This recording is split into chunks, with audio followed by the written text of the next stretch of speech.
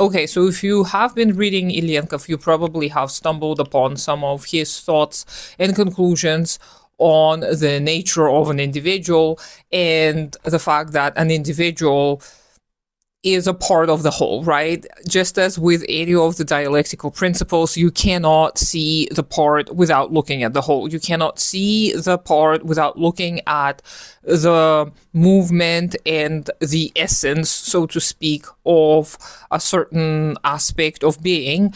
And humanity and humankind and humans are not an exception. So we all are a part of this bigger whole, and Ilyenkov insists that social consciousness is something that we are all ruled by, even if we are not aware of this. And I usually offer the word ideology as a synonym to his conceptualization of social consciousness. There may be a debate about this. I don't really care, honestly. What I care about is that Ilyenkov proves once again that an individual is impossible without the collective, and the collective is shaped by the individuals. It is on dialectical connection that I keep on talking about. Once you start looking at the world from this perspective, you just cannot stop.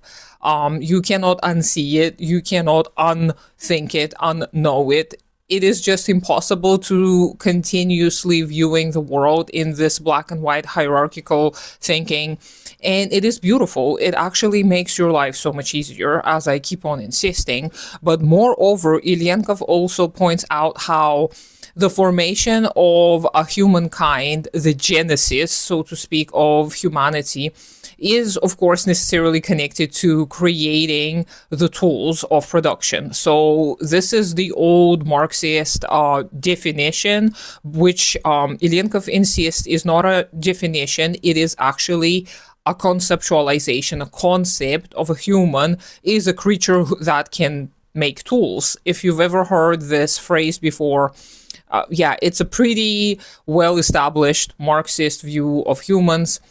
It has been criticized. People have been trying to add to it, but it really captures the genesis, the becoming. Even if certain individuals in modern societies or at some points of the history of humanity were not able or did not build tools that are enabling us to create something else, so the means of production, basically, that does not mean that this wasn't one of the absolute core abilities and core activities that led us to what we have today. And we don't have to individually participate in tool creation or in the creation of the means of production in order to be considered human.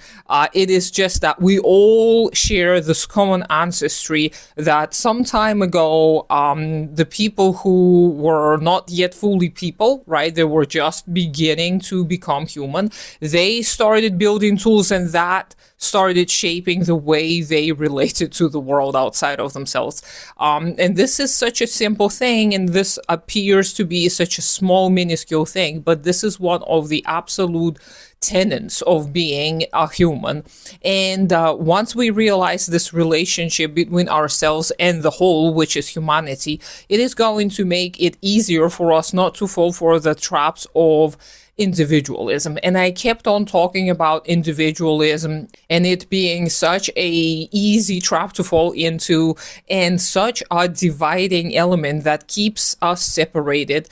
But yeah, an individual is impossible without all of the history before this individual and all of the people that nowadays shape this individual's perception of the world and their action. Our perceptions are not alone, cannot guide our actions. It is the means, the access to the means of production, and it is the means to accomplishing our goals. And then again, our goals are also necessarily dictated by the status quo, which is capitalism, and it is going to inevitably be always the exchange of our labor power towards some kind of given equivalent, be it money, be it some kind of goods, products, etc. It doesn't really matter. What matters is that the commodity production is going to obviously dictate the way we act and behave, the way we perceive the world as well. So everything is shaped by this.